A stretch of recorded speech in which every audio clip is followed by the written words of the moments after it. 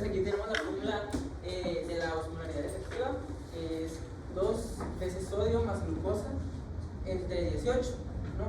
Y también tenemos, les pusimos aquí la fórmula de la osmolaridad sérica total, que pues esta es 2 veces sodio más glucosa entre 18 más DUR entre 2.8. Y ok, la osmolaridad sérica total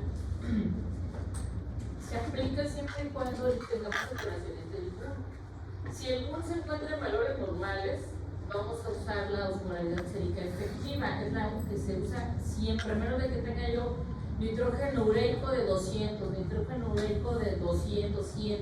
Siempre que esté altamente elevado, va a hacerse el ajuste para hacer el cálculo de la osmolaridad efectiva, pero en este caso va a ser total, porque como sabemos y hemos dicho que la osmolaridad la da ¿quién? El sodio. ¿Quién da la osmolaridad? Los solutos. Entonces, si estoy calculando la osmolaridad y mi paciente veo que en el laboratorio tiene un nitrógeno ureico de 200, obviamente tengo que hacer el ajuste porque no me va a dar el valor específicamente para esa alteración del DUR. Ok, entonces la vamos a usar solo que les digamos, o solo que ustedes observen alteraciones del DUR. La que siempre los pongo yo a usar es la de 2 veces sodio más glucosa entre 18. Cópienla porque si se lo preguntan en el examen, no la vean como X. Y es más, les pongo a calcular el coeficiente de la osmolaridad efectiva.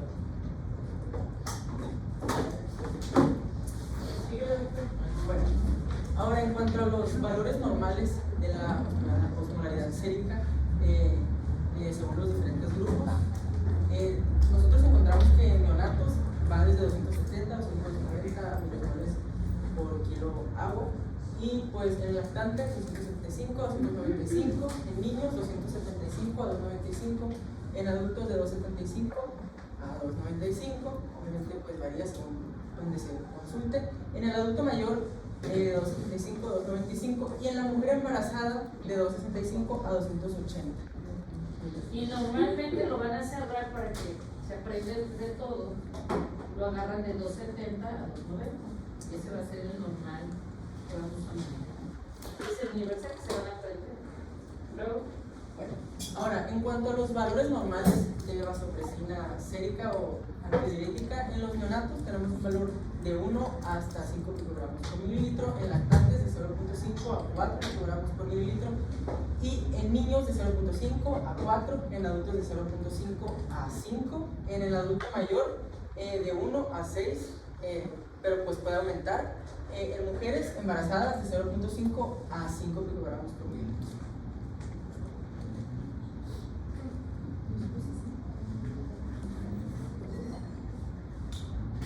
Ahora, en cuanto a los valores normales de los electrolitos, pues como el principal electrolito extracelular, vamos a encontrar al sodio con niveles de 135 a 145 miliequivalentes por litro.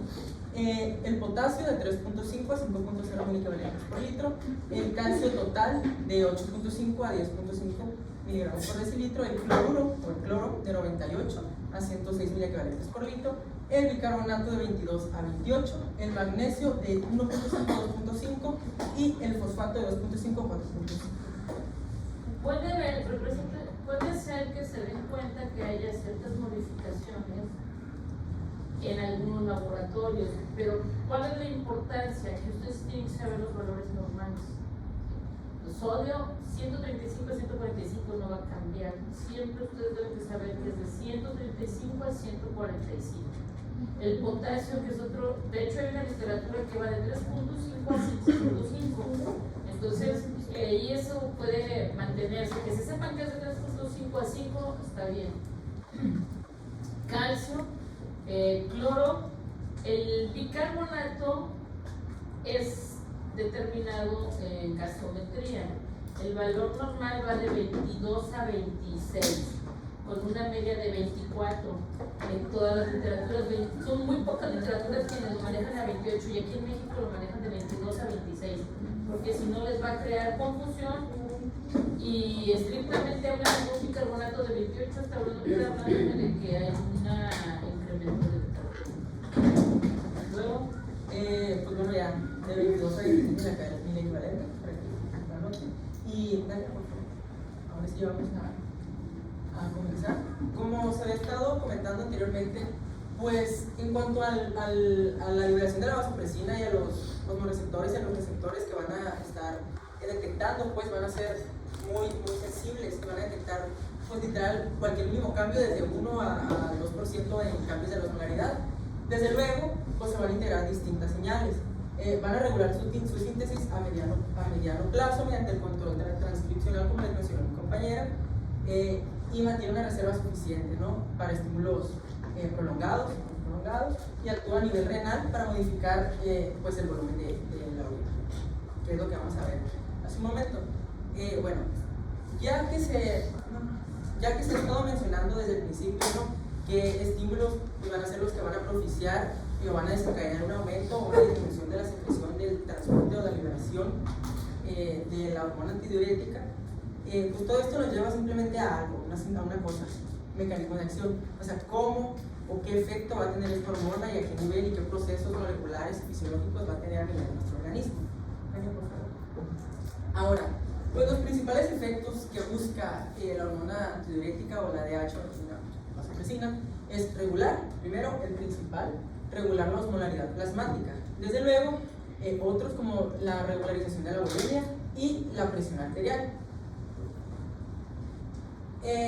Bueno, como se está mencionando, pues todo va desde aquí arriba, desde nuestra cabecita a nivel del hipotálamo y de la hipófisis hasta aquí, al abdomen, el riñón, ¿sí? Justamente, ¿por qué? Porque el principal órgano diana de la hormona antidiurética, ¿sí?, va a ser el riñón, desde luego. ¿Y qué va a hacer? Pues va a aumentar la reabsorción de agua. Y su principal diana, obviamente dentro del riñón, a nivel de la nefrona, son los túbulos renales, específicamente el túbulo contorneado distal en su porción final y el túbulo colector. ¿Ok? Ahora, pues sabemos que naturalmente la nefrona y sus diferentes porciones van a variar en cuanto a la permeabilidad del agua, ¿sí? ¿Por qué? Pues por las necesidades del organismo y pues por la fisiología, desde luego. Entonces, aquí les puse una imagen que trata de decirles justamente lo que les acabo de mencionar, que pues esta es la permeabilidad del agua en rojo sin efecto de la vasopresina, ¿ok? Entonces, como podemos ver, en los niveles más proximales, pues la permeabilidad del agua es elevada, y conforme nos vamos alejando, la permeabilidad va a disminuir, ¿sí? Pero aquí, en verde, es con el estímulo de vasopresina que tanto aumenta la permeabilidad del agua, pues si se pueden dar cuenta, aumenta bastante, ¿sí? Desde luego, los niveles de vasopresina en nuestro organismo pues van a dictaminar a veces el efecto que la misma va a tener, ¿sí? Con niveles a veces de 3 a 5 picogramos por mililitro es necesario para un efecto antidiurético, ¿sí? Pero en concentraciones elevadas de hasta 30 picogramos por mililitro, su efecto va a ser vasoconstrictor, desde luego también afectando este.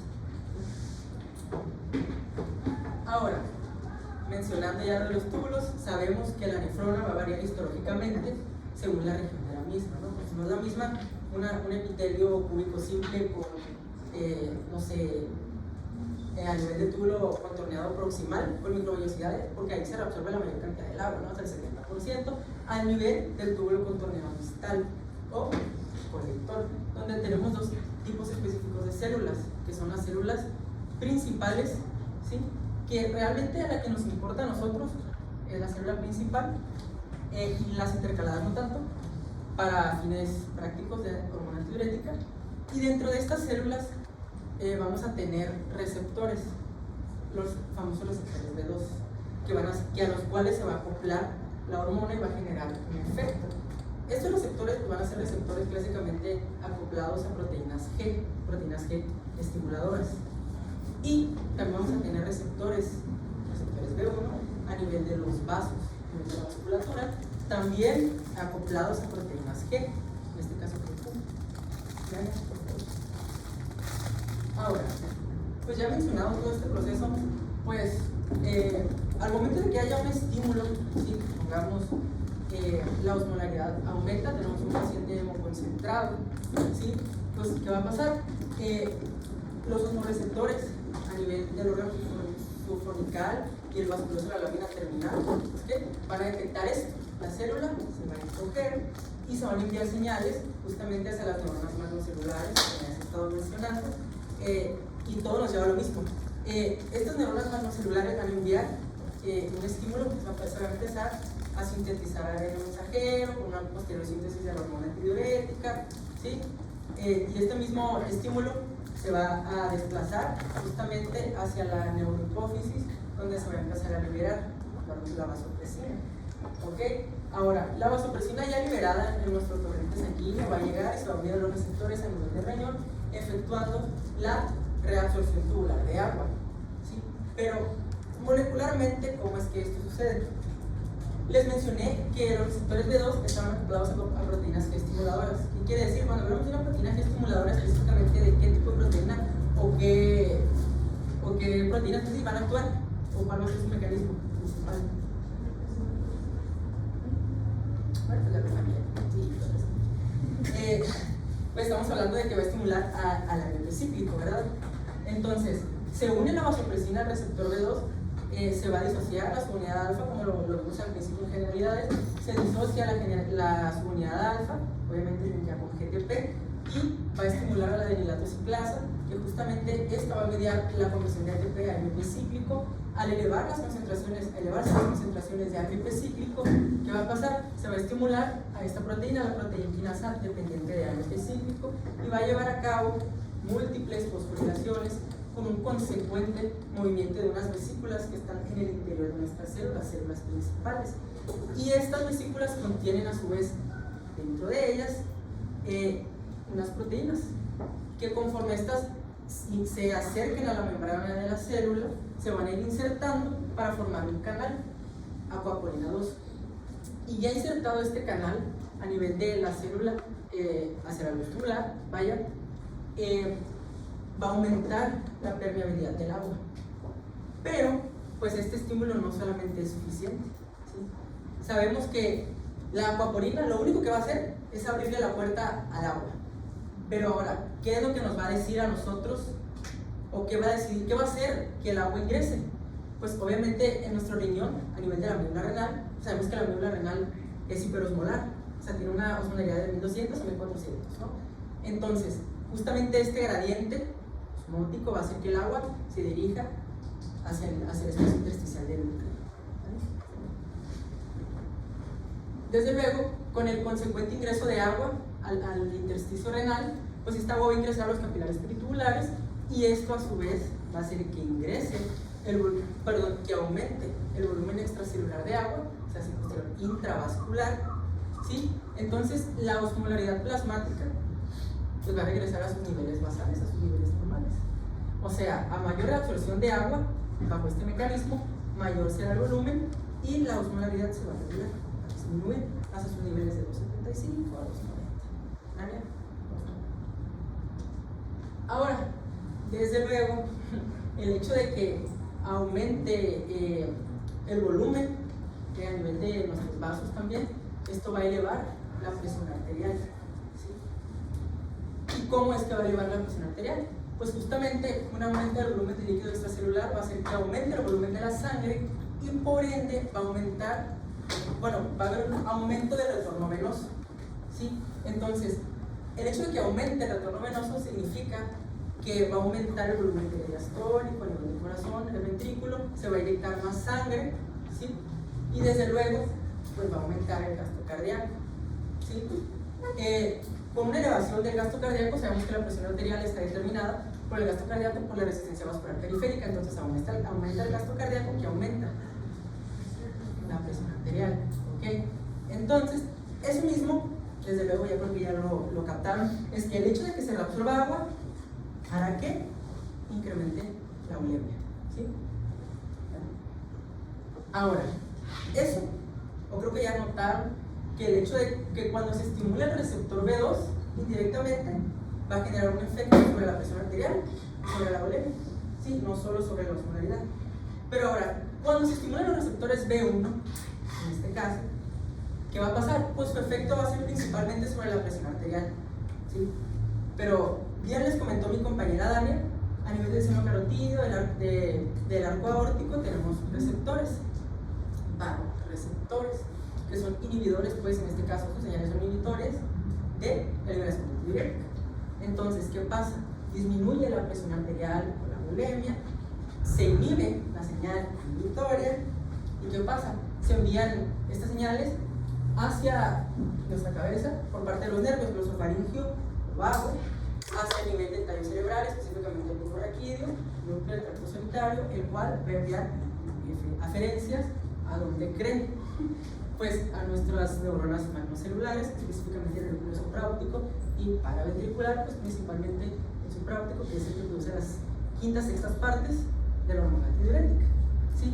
Ahora, ya liberada esta hormona antidiurética, se va a unir a los receptores. ¿A qué receptores? A los receptores B1, que están ¿en dónde? En el Ahora, el efecto posterior a esta unión, les mencioné, está acoplado este receptor a proteínas GQ, ¿sí? Entonces, esto va a estimular a la fosfolipasa C, que lo que hará es que va a producir a partir del difosfato de fosfatidilinositol, que está en la membrana celular, diacilglicerol y trifosfato de inositol. El trifosfato de inositol, a su vez, ¿qué va a hacer? Va a abrir canales de calcio en el retículo sarcoplásmico, específicamente del músculo liso, los vasos, ¿verdad? Los vasos, con un consecuente aumento del nivel de calcio en el citoplasma de esas células, los nocitos. Entonces, el calcio se va a unir a una proteína llamada calmodulina. Esta calmodulina, o este complejo calcio-calmodulina, ¿qué va a hacer? Va a activar a la proteína MLSK, que su función principal va a ser fosforilar a la miosina. Entonces, esta fosforilación a la miosina va a hacer que éste interactúe con la miosina, ya saben, actina miosina, la contracción muscular, en este caso del músculo liso, generando así una vasoconstricción. ¿Okay? Y en consecuente, ¿qué va a pasar? Al haber una vasoconstricción, va a haber un aumento de la resistencia vascular periférica. ¿Okay? Desde luego, como les mencioné hace unos momentos, la presión arterial está determinada por el gasto cardíaco por la resistencia vascular periférica. Entonces, aquí que tenemos un aumento de la resistencia vascular periférica con un consecuente aumento de ¿qué? Pues de la presión arterial. ¿Okay? Y aquí pues ya van a entrar diferentes mecanismos que se van a encargar de regular, pues, porque se preguntarán ustedes, bueno, pues ¿por cómo se regula? Si aumenta la presión, pues ¿cómo se regula? Pues justamente también por el riñón. Una hormona a nivel del corazón se aumenta mucho la presión, aumenta mucho el volumen. A nivel de nuestras aurículas se va a liberar algo que se llama péptido atrial, que también está encargado, pero ahora, de inhibir la reabsorción de agua y de sodio. ¿Para qué? Pues para que no siga aumentando ni la presión ni el volumen intravascular. Y así pues, uno de los tantos efectos que van a tener nuestras hormonas o nuestro sistema nervioso endocrino para regular estos procesos, por ejemplo, por la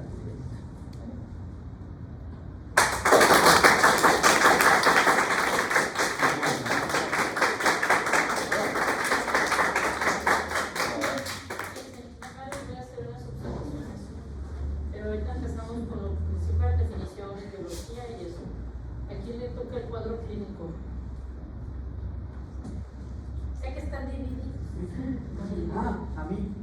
¿A ti? Ok. ¿Y a quién le toca tratamiento? ¿A mí?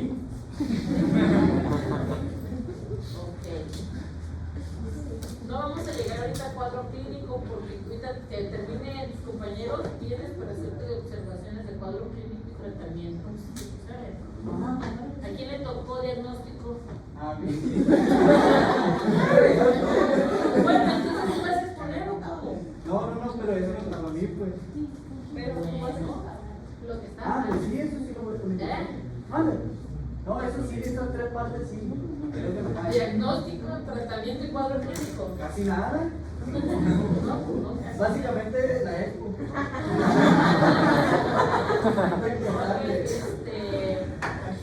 Ahorita que tenemos tus compañeros para decirte lo que hay que modificar. Ok. Bien.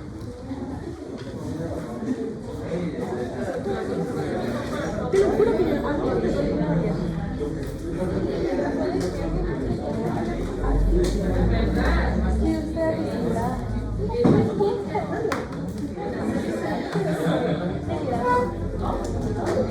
estoy diciendo.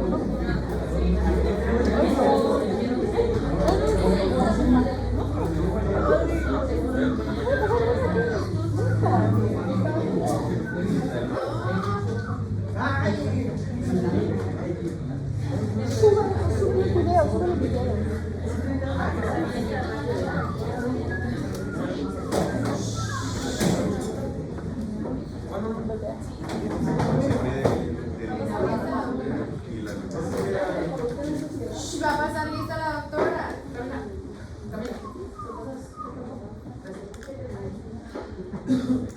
¿Vas a ir o no?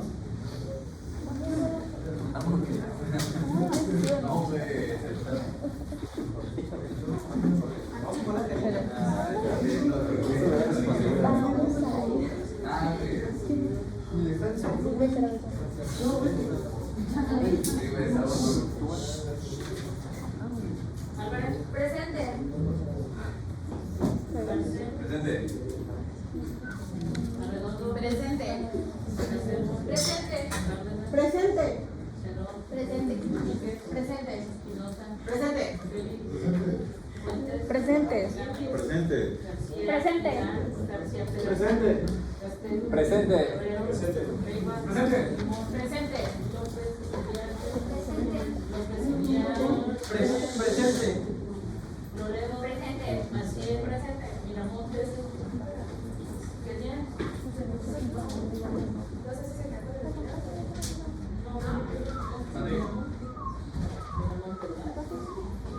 Basta, Dios.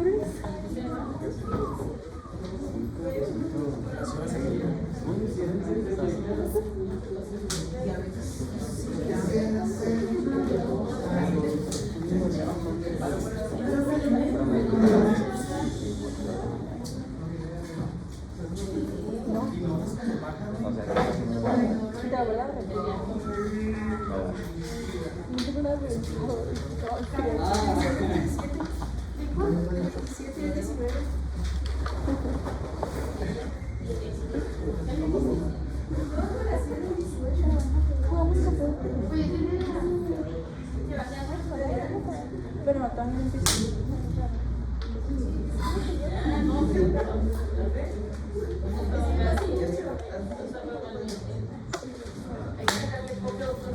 todavía no empiezas.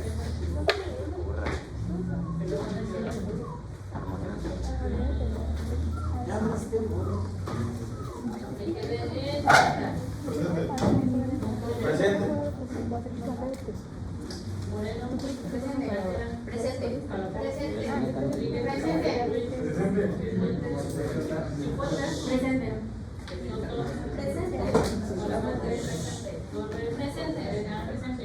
Presente.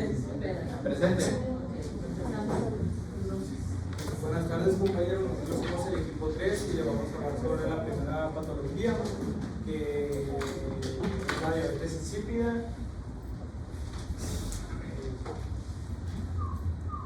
El grupo está conformado por José Antonio García Peralta, mi compañera Blanca Citlali y su servidor Luis Enerey. Comencemos que la diabetes insípida, ahora ya llamada vasopresina angina, va a estar caracterizada por una emisión de volúmenes anormalmente grandes de orina, o sea, diabetes, diluida, hipotónica y va a estar carente de solutos disueltos, o sea, es decir, que va a ser insípida. Esta va a pertenecer a un grupo de trastornos hereditarios o adquiridos de la poluria y de la polidipsia. Esto va a estar asociado ¿Cuál con es la una... definición operacional? ¿Vale? Vuelven a repetir la definición operacional. Trastorno de la vasopresina angina caracterizado por una emisión de volúmenes anormalmente grandes de orina diluida y carentes de solutos disueltos. Ok, ¿les queda bien claro la definición operacional? Esa es Chavo, ¿cuál es? esa es la actual.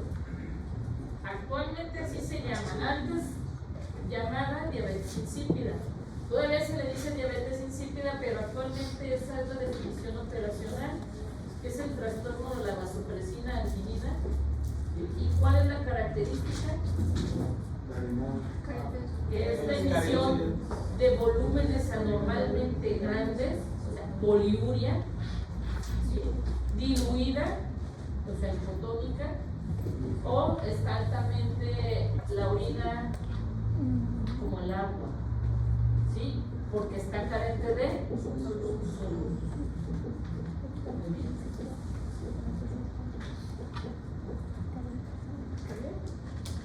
Ah, sí.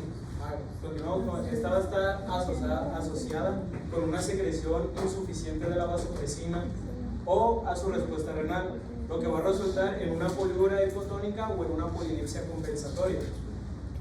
Vamos a tener que tiene características distintivas que va a incluir la poliuria a mayor de 50 mililitros por kilogramo, una orina diluida con una osmolaridad menor a los 300 milosmoles por litro, y va a ser un aumento de la sed con la ingesta de líquidos de hasta 20 litros por día. Si la diabetes, si el trastorno de la vasopresina anginina no es tratada correctamente o a tiempo, va a causar una hipovolemia, una deshidratación y va a tener desequilibrios de los electrolitos. Vamos a tener que existen dos trastornos de la vasopresina anginina. La primera va a ser la deficiencia de la vasopresina, anteriormente conocida como diabetes insípida central. Y vamos a tener la segunda, que es la resistencia a la vasopresina anginina, anteriormente también conocida como diabetes insípida nefrogénica. Cada una de estas tiene sus causas congénitas y adquiridas, que más adelante mis compañeros les van a explicar. Vamos a tener que no existen casi datos sobre esta patología, ya que es una enfermedad muy rara, ya que está dada entre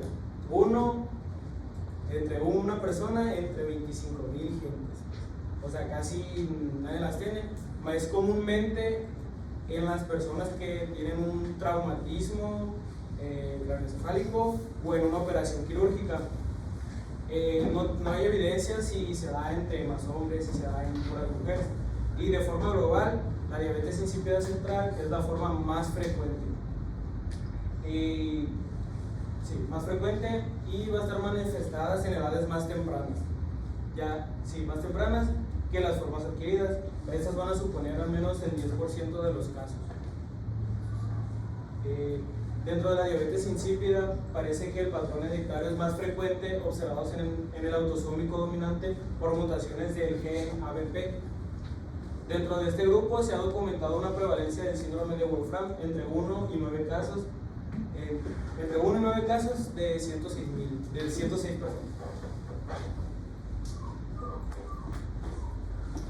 Siguiendo con la etiología del trastorno de la vasopresina anginina, esta pues está causada por problemas en la producción de la vasopresina o en la acción de la vasopresina en los riñones. Entonces, según la localización de su patología, se va a dividir en deficiencia de vasopresina anginina y resistencia a la vasopresina anginina. Empezando con la deficiencia de vasopresina anginina, anteriormente llamada diabetes insípida central. Esta, pues, como dice su nombre, se debe a un déficit de producción o de secreción de la vasopresina. Aproximadamente entre el 30 y 50% de los casos de deficiencia de vasopresina anginina van a ser idiopáticos. Esta sugiere que pues, se asocian a una etiología autoinmune en la mayoría de los pacientes. En un estudio se reportó que la etiología de la deficiencia de vasopresina anginina era idiopática en un 43%. Pausa. Doctor, conteste eso. No, pues no estaba delgado. Pausa la agenda del doctor en un. Sí, valiendo por La COPE. ¿Qué ocupas?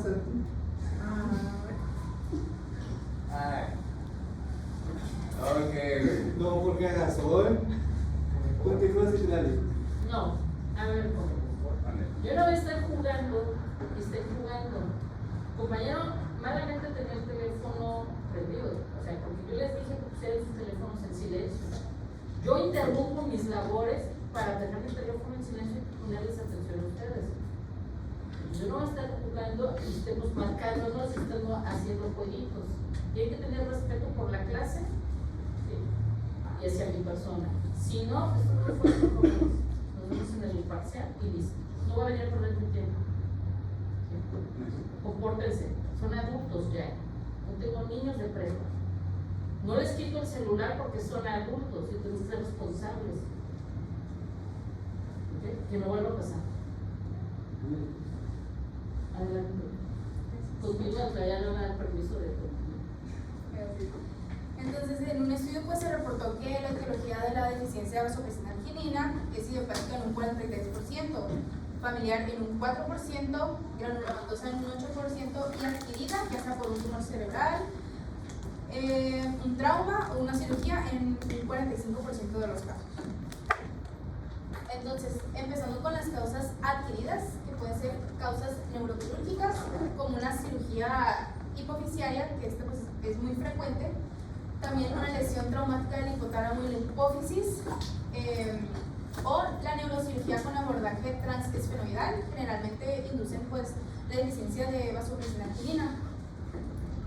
La cirugía hipofisiaria endoscópica mínimamente invasiva pues ha mostrado una menor incidencia en la deficiencia de vasopresina arginina que el abordaje tradicional.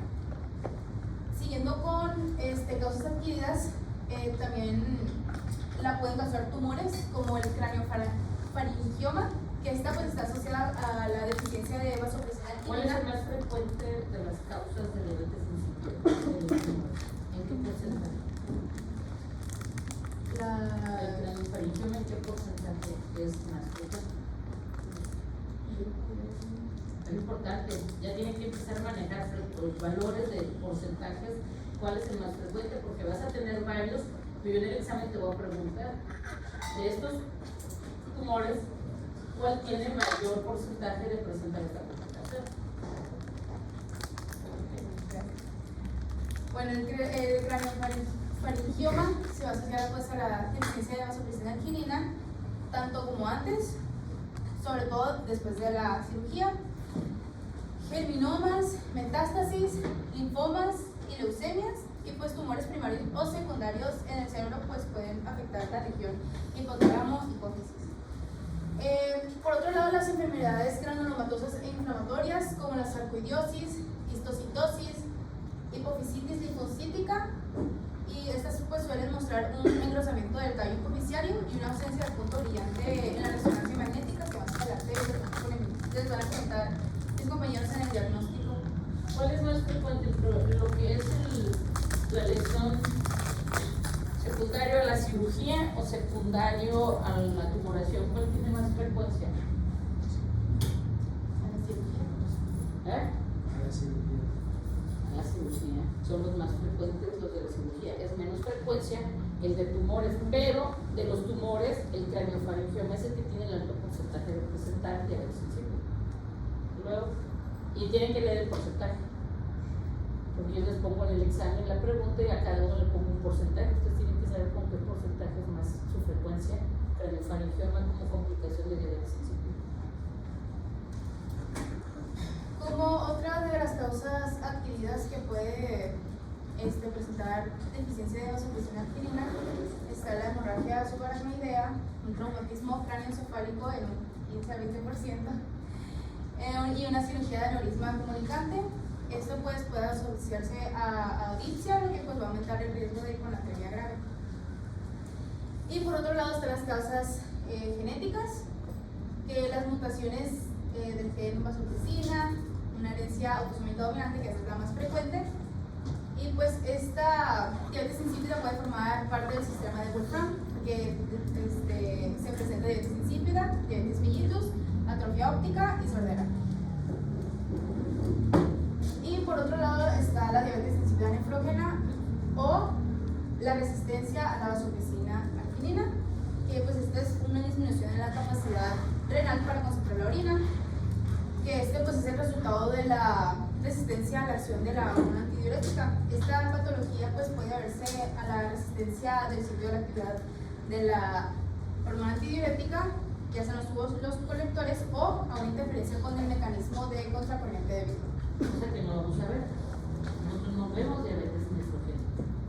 No es tema de nosotros. Tenemos que saber la diferencia que se clasifica en insípida central y nefrogénica. ¿Tenemos que saber la diferencia entre una y otra? Sí, pero no me voy a meter profundamente en nefrogénico. O sea, nada más es decir diferencias y listo. Bueno, pero ya de un... No, pues dilo, o sea, ya lo traes. Sí, o sea, ya de una vez, pues, las causas más comunes, pues, en las que se puede presentar resistencia, pues, a la vasopresina arginina, sería hereditaria en niños, y en adultos, pues, pueden predominar la ingestión de litio y la hipercalcemia. ¿Quiénes tienen ingesta alta de litio en el adulto? No son las personas que tienen. ¿No? Sí. No participan. Claro. Que las personas que tienen tratamiento psiquiátrico, ¿no? Sí, exactamente. Y toman litio. Toman litio. También.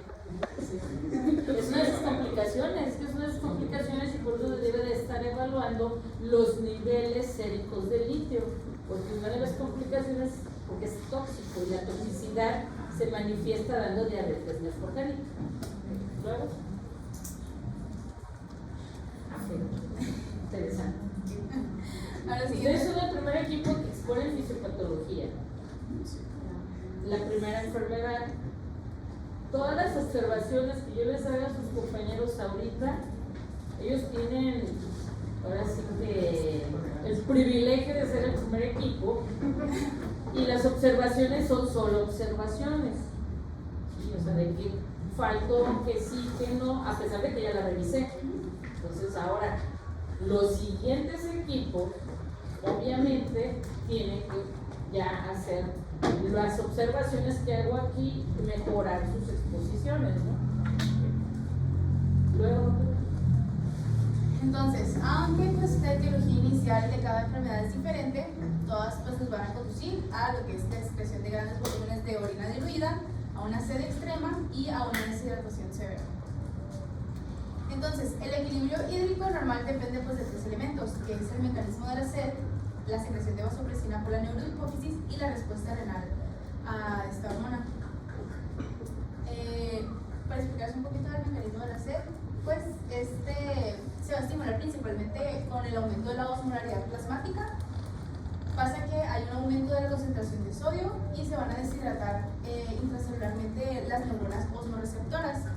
Aquí se va a activar el centro de la sed y pues va a dar una sensación consciente de la necesidad de beber agua.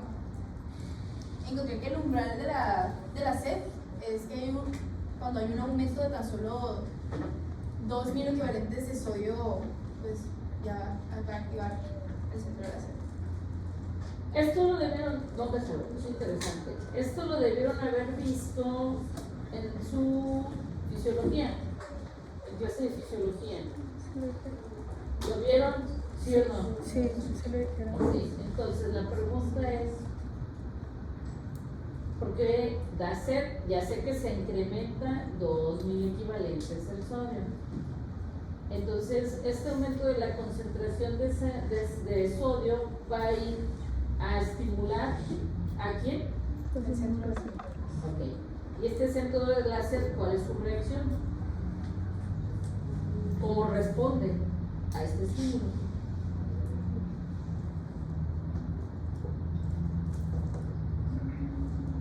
Luego, ya estás hablando, tú te metiste ahí.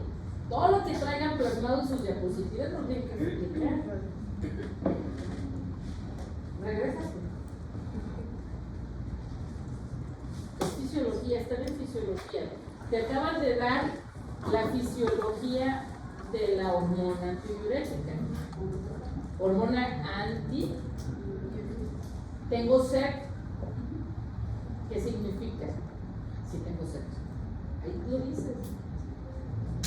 Vete a la de sed. Ahí lo estás diciendo. Eso va a ser la... Tengo sed, entonces, ¿qué significa si tengo sed? Estoy deshidratado, pero de otra forma ha dicho que estoy hemoconcentrado. Entonces, si estoy hemoconcentrado, quiere decir que probablemente estoy orinando mucho. Tengo una diuresis exagerada, por lo que gustes y mandes, ya sea que estás consumiendo una cerveza y eso está haciendo que estés orinando y me estoy, ¿qué? Hemoconcentrando. Eso es lo que le pasa al que pistea cerveza. Se pistea su primera cerveza, 3, 4, le da el estímulo de la orina, va a orinarse la primera micción, pierde líquido, otra vez pierde líquido, y el que está consumiendo en la cerveza es rica en ¿qué? Glucosa, solutos. Entonces nos hemoconcentramos y tienes, a pesar de que estás tomando la cerveza, te da más que sed. A mí se me ha quitado la sed, otra vez, otra cerveza, vas a orinar, otra cerveza, y por eso llegan y se toman como 10 cervezas, 15 cervezas en la pisteada, porque es la misma hemoconcentración por dos causas, porque hago la orina, estoy orinando y estoy hemoconcentrando, porque la cerveza es altamente rica en sal y varios solutos. Entonces te hemoconcentras en ingesta y por pérdida. Y se desencadena, eso es fisiológico. ¿Eh? Luego, ¿para qué poner el positivo? Luego, Pues hay otros estímulos importantes para el mecanismo de la sed, como pues, disminución del volumen por la presión arterial, la angiotensión 2 o la sequedad y de la boca o estímulos digestivos, que pues esta puede aliviar la sed temporalmente, pero el alivio definitivo pues va a venir cuando se normalice la osmolaridad. Y pues el mecanismo de la sed tiene relación con los osmoreceptores ADH, que estos pues trabajan en paralelo para mantener una constante ¿que estaban localizados dónde? Lo acaba de decir tu compañero de la clase anterior. a los osmoreceptores. Ándale, contéstale. El órgano subcortical y el órgano vasculoso de la lámina terminal. Órganos circunventriculares. Luego, es que lo acabas de ver hace 5 minutos atrás. 3 doritos atrás acaban de entrar en fisiología. Y de plano para que no la vieron, ¿verdad? Y aparentemente creen que no les hago caso. Pues hago otras cosas, pero cura lo que estoy haciéndole a casa. Luego, no, sí, ya sáltatela porque te van a preguntar. Bueno, ya. Con la deficiencia de vasopresina quinina, pues esta secundaria a la secreción inadecuada o alterada de la vasopresina de la hipófisis pues, posterior en respuesta a la estimulación osmótica y a una disminución de la presión arterial. Entonces, la ADH normalmente se va a liberar cuando la osmolaridad plasmática supera los 285 milimoles por kilogramo. Esta pues actúa en los receptores B2 del túbulo colector, se inserta las apoporinas tipo 2 y pues se permite la reabsorción de agua libre.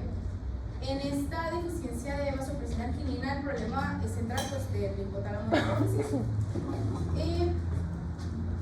Va a haber una disminución de la producción o liberación de la ADH y no se van a estimular adecuadamente los receptores B2 en el túbulo colector. ¿Dónde quedábamos que se producía la ADH? En los núcleos supra. Y la lesión la tienes a nivel central causada por, ya dijiste arriba, puede ser por varios agentes, pero al final de cuentas lo vamos a ver en nuestro paciente cuando va a tener ¿qué le está generando? Clínicamente, tu fisiopatología, ¿qué le va a generar? Poliuria. Y estos sensores o estos receptores van a ser altamente sensibles ¿a qué? ¿A qué cambio? A la osmolaridad. Entonces, por eso fíjate, dijimos que la osmolaridad iba de 270 ¿a cuánto? 290. A 290. Y tus receptores ya se están activando con la osmolaridad de 285. O sea, todavía son preventivos. En el 285, cuando se desane esa osmolaridad, ellos ya te están avisando y aquí está algo pasando. Hay que hacer una acción. Y la acción es esa. Luego,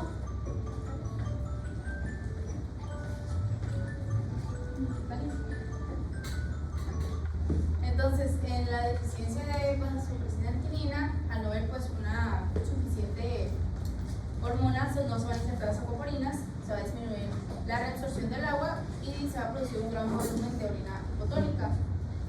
Como consecuencias osmóticas, pues va a aumentar la osmolaridad plasmática y va a aumentar el sodio sérico, lo que va a estimular pues el mecanismo de la sed. Entonces, ya como resumen, pues pasa una lesión pues, hipotalámica o del tallo hipoficiario, lo que nos va a llevar a una disminución de la secreción de vasopresina, no se van a activar los receptores B2, no va a haber una inserción de la aquaporina 2, va a haber una disminución de la reabsorción del agua con una poliuria con orina diluida, y pues esa orina diluida pues se va a excretar el exceso de agua y va a haber un aumento de la osmolaridad plasmática y nos va a llevar a una polidipsia compensadora. Ok. Bueno, ¿siguen? Regreso tantito. Bueno, esto estamos hablando en un paciente consciente. ¿Sí? Aclaro. Porque estamos hablando que el paciente está consciente para poderte decir que tiene polidipsia. Entonces, ahorita el cuadro clínico, aquí lo voy a dejar para hacer las observaciones que tienes que hacer en el cuadro clínico, que tienen que especificarme, porque en el diagnóstico, está bien el diagnóstico traes, pero del diagnóstico te faltan imágenes. Nada más traes 2 imágenes. Traes 2 imágenes, hay 50,000 imágenes y pones 2, ¿no? Trae la diapositiva para decir.